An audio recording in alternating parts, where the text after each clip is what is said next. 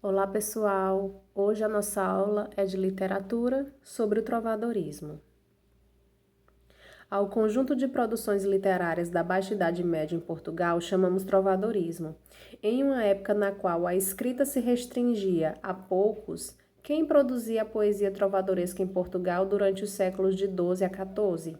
Como ela era difundida? Quem era o público consumidor? Os meios de circulação.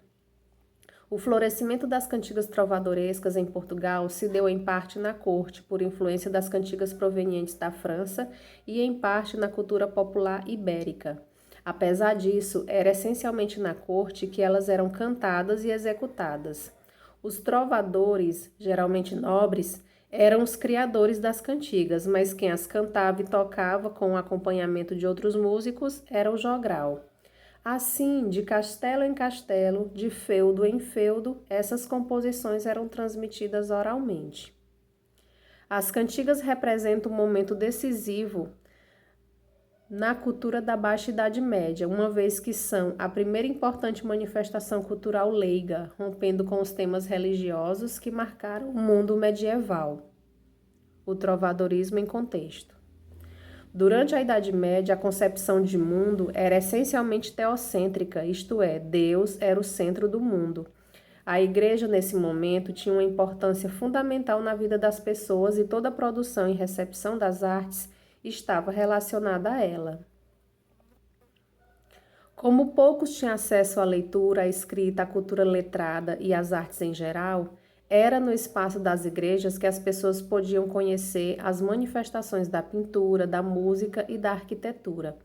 As representações teatrais também eram feitas na parte externa da igreja em datas religiosas, como a Sexta-feira Santa, com enorme participação popular. Apesar de as missas serem celebradas em latim, também era nesses atos que as pessoas podiam ter acesso a textos bíblicos e contato com a moral cristã. Os trovadores e o amor cortês. Baseado nas relações feudais de sucerania e vassalagem, o amor cortês nasceu com a produção lírica dos trovadores no século XII, no sul da França. Essa concepção de amor instaurou um tipo de relação na qual a dama, geralmente casada e de uma categoria social superior, torna-se a senhora, a sucerana, daquele que lhe devota amor. Por isso, o cavaleiro ou trovador, na posição de vassalo, é seu servidor e deve prestar-lhe a mesma fidelidade e devoção que presta ao seu senhor feudal. A dama, nesse contexto, é uma figura ativa, distante, praticamente inacessível.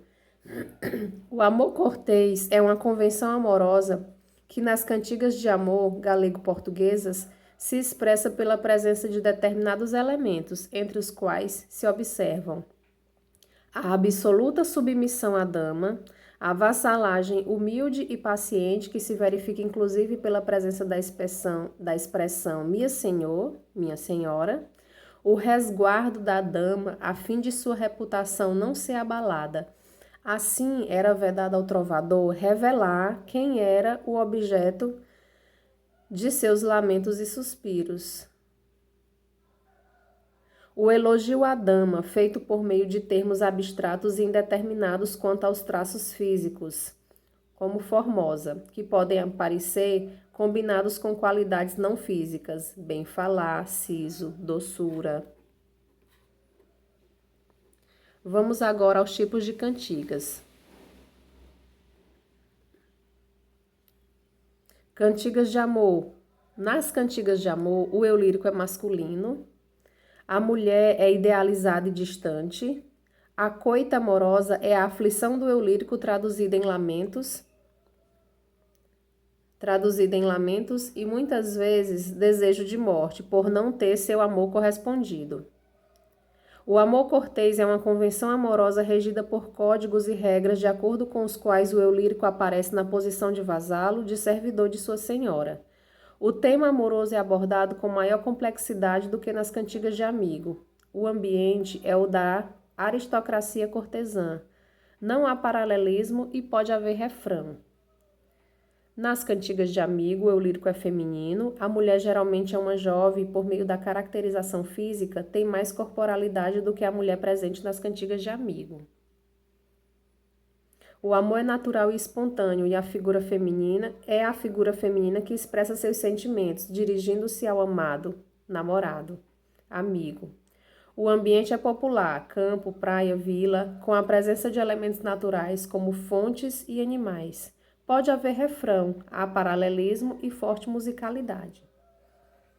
E as cantigas de escárnio e de maldizer. Nas cantigas de escárnio, a linguagem é trabalhada, irônica, cheia de ambiguidades e trocadilhos.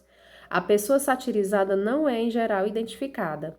A crítica volta-se para o comportamento, costume de personalidades da aristocracia galega e portuguesa de certos grupos sociais, como os clérigos, as freiras, os judeus, as soldadeiras, as prostitutas.